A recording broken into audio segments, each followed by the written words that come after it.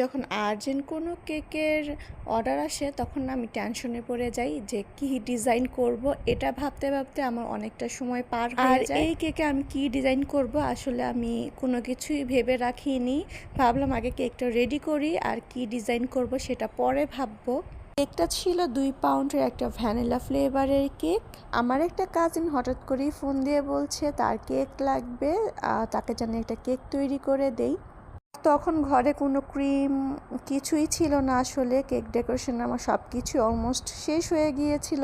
আমার কাজিনকে বললাম আমি 2-3 দিন পরে কেকটা রেডি করে দিব। আসলে আর্জেন্ট কিছু বলে না সব সময় আসলে পারা যায় না, বাসায় ক্রিম না থাকলে আসলে কেকটা রেডি করতে আসলে সম্ভব না। ক্রিমটা যেহেতু অনেক দূর থেকে আনতে হয়, তাই যখন তখন বললেই কিন্তু কেক রেডি করা যায় না। বলার 2-3 দিন পরে আমি কেকটা রেডি করছি, আর এটা কোনো অকেশনের কেক ছিল না, জাস্ট খাওয়ার জন্য কেকটা নিবে।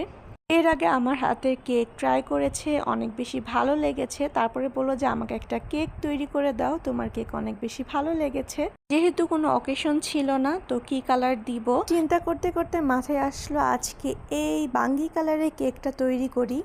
গোলাপি, নীল, সবুজ অনেক কেক তো তৈরি করেছি, কিন্তু এই বাঙ্গি কালারের কেকটা খুব কম আমার তৈরি করা হয়।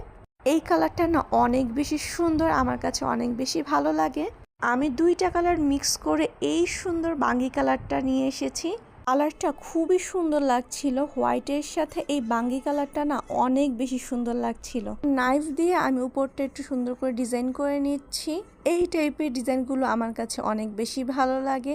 যখন 2টা কালার একসাথে শেড হয়ে যায় দেখতে অনেক বেশি সুন্দর লাগে। কেকটা কিন্তু এখনই দেখতে অনেক বেশি সুন্দর লাগছে। তারপর আমি একটু সিম্পলভাবে ডিজাইন করে দিব। আমি একটা 1M নজেল দিয়ে কেকের এক সাইডে ফ্লাওয়ার দিয়ে দিব। আর এই কেকটা আমি রেডি করে সাথে সাথেই দিয়ে দিয়েছিলাম। তাই আর লাস্টে দিয়ে না তেমন একটা ছবি তোলা হয়নি, তাও 1-2টা তুলেছি, জানি না কেমন হয়েছে। আর খুবই তাড়াহুড়োর মধ্যে করছিলাম যে কেকটা এখনই ডেলিভারি দিয়ে দিতে হবে, তাই তাড়াতাড়ি করে একটু ডেকোরেশন করে নিচ্ছিলাম। তো এক পাশে ফ্লাওয়ার দিয়ে দিয়েছি, আরেক পাশে কিছুটা বাস্কেট টাইপের দিয়ে দিচ্ছি যেন দেখতে একটু সুন্দর লাগে। আর নিচ দিয়ে হালকা করে আমি একটা বর্ডার দিয়ে দিচ্ছি। কেকের মধ্যে বর্ডার দিলে কেকটা দেখতে অনেক বেশি সুন্দর লাগে, বিশেষ করে এই টাইপের কেকগুলো বর্ডার দিলে অনেক বেশি সুন্দর লাগে। আর এই তো হলো কেকের ফাইনাল লুক। আর উপর দিয়ে আমি কিছু সুগার বল দিয়ে দিয়েছি। কালারটা আমার কাছে বেশ সুন্দর লাগছে, এই কালারের কেকগুলো দেখতে আসলেই খুব সুন্দর হয়।